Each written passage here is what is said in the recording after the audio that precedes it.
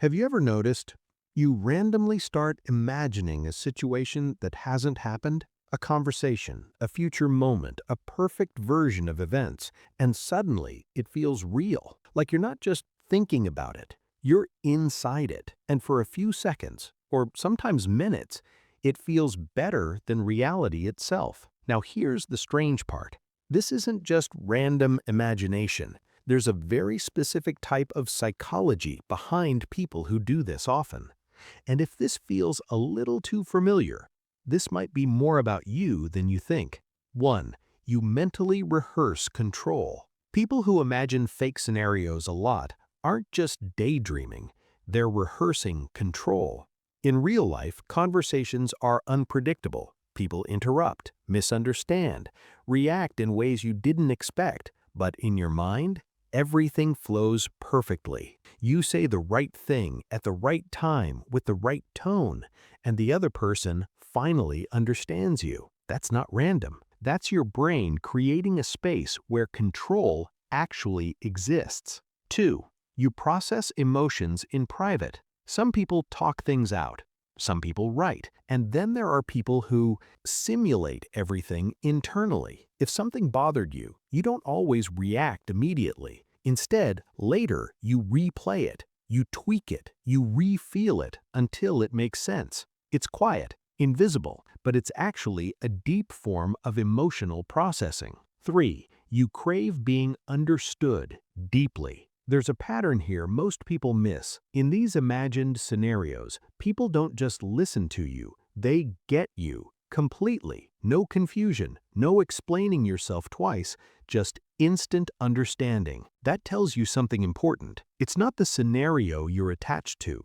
It's the feeling of finally being seen without resistance. 4. Your mind prefers possibility over limitation. Reality has rules, time, context, consequences. Your imagination doesn't. So your brain naturally drifts toward a space where anything can happen.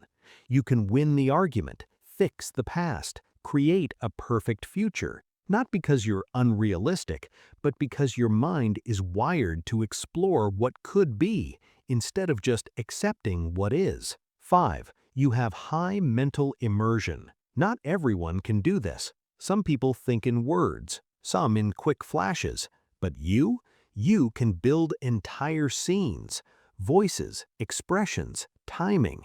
It's detailed, almost cinematic. Psychologically, this is called deep mental immersion, and people who have it don't just imagine, they experience. 6. You avoid unfinished emotional tension. There's something uncomfortable about unresolved moments. Things you didn't say, things that didn't go your way. Your brain doesn't like leaving them open, so it closes the loop artificially by replaying it differently, giving you the ending you didn't get in real life. It's not denial. It's your mind trying to complete something that felt incomplete. 7.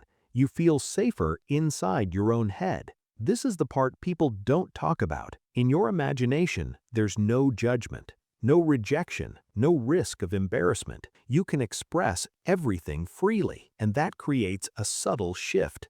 Your inner world starts to feel safer than the outside one. So naturally, you go there more often, not because you're avoiding life, but because your mind found a place where it doesn't have to hold back. 8. You simulate confidence before showing it. Here's something interesting. A lot of people who imagine scenarios aren't actually passive, they're preparing. They mentally practice speaking up, setting boundaries, being bold, over and over again, until one day they actually do it in real life. What looks like overthinking is sometimes just preparation happening invisibly. 9. You experience reality more intensely. People who do this often don't feel things halfway, they feel deeply, which means real-life moments can hit harder. More confusion, more emotional weight. So your brain builds a filter, a place where you can feel the same intensity, but on your own terms, controlled, safe, manageable. 10. You're not escaping, you're adapting. From the outside, this behavior looks like distraction, but from the inside, it feels like relief. Because at some point, your mind learned that certain needs weren't being fully met in reality.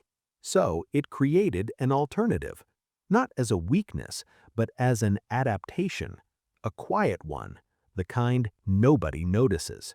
And here's the part that actually matters. This doesn't mean something is wrong with you, not even close. The ability to imagine deeply, to simulate emotions, to build entire experiences in your mind, that's not normal. That's advanced. The real question isn't, how do I stop doing this?